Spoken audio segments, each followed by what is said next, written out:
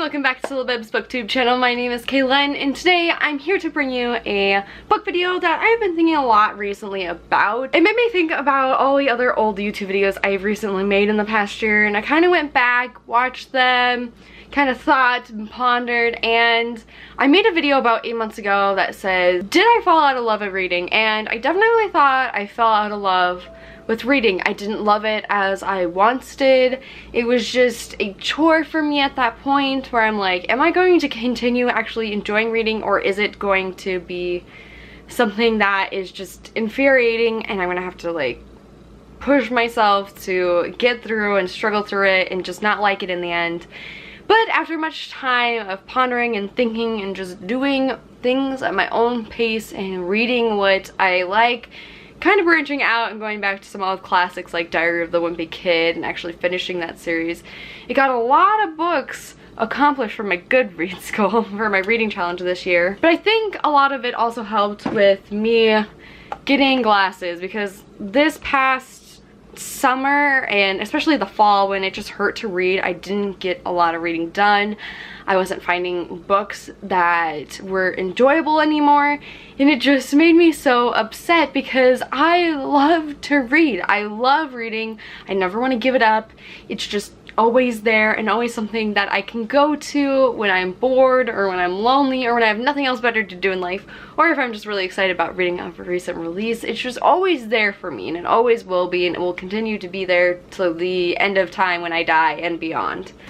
But with that being said, it made me really think about, because I started back reading There's Someone Inside Your House by Stephanie Perkins.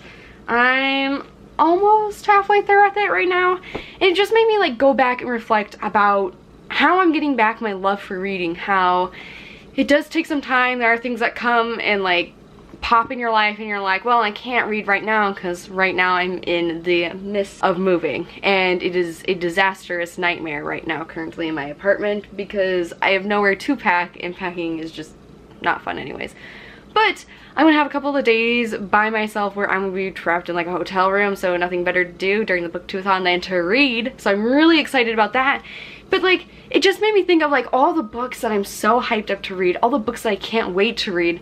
I just got a book, Rainbow Rowell signed the book and left it at my local Barnes & Noble yesterday, and I'm so excited to read that book because I've been looking forward to the Runaways comic for a while now that she's been working on, and it's just, I finally got my love back for reading, I think. I feel like with a lot of booktubers, they're always reading so much and they're always reading constantly, and they're never in book slumps. They're reading like 20 books a month, and here I am where I get maybe 1-2 books a month, and then I'll throw in some poetry books because those are easy. I can read those really quick on the whim, or comic books where I just fly through them. Pushing everyone else's booktube experiences aside, I focused on my own and I composed myself, and I found my love for reading again, which just makes me want to run and frolic in the park.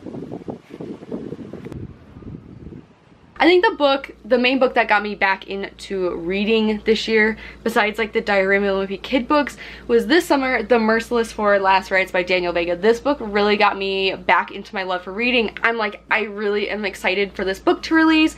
I can't wait for it to come. It came, I read it, and I still think about this book constantly, not every single day, but constantly, because it changed my life. It made me fall back in love with reading, about how much I love reading, how much I love fast-paced, like horrifying reads, and just all the goody goodness that this book has to offer. And so that's why I ended up picking up There's Someone Inside Your House, feeling I can finally read this book since I've been looking forward to it since the end of time. But I got The Merciless Four Last Rites has really pushed me back into my love for reading. And yesterday when I went to pick up that comic book that Rainbow signed, I was looking through the YA section and I'm like, you know what, I can't wait to read this book. I can't wait to read that book. I am so excited to read this book. And I think moving out of this cramped space, because right now I'm in my bedroom and my living room because this place is so tiny, I think having my own bookshelf will definitely help with this, so I can see all the books that I own. That way I can just go to my shelf and pick off one and be like, I'm gonna start this today. I also found it very helpful just to have like a TBR shelf. We had like a smaller bookshelf over here on the other side of my Mr. Turtle is his name, Pillow Pet. On the other side I had like a small shelf of books that I wanted to get to, so that was nice to always have, and I think that's gonna help me push for my love back into reading. And I'm so excited because I haven't felt like this in such a long time, and I can't even right now. I'm just so excited to get back into reading. I'm so excited and I just can't hide it. That's gonna be it for today's bookish video. I hope to see you guys next Thursday, and until next time, I will see you next week for a new bookish video.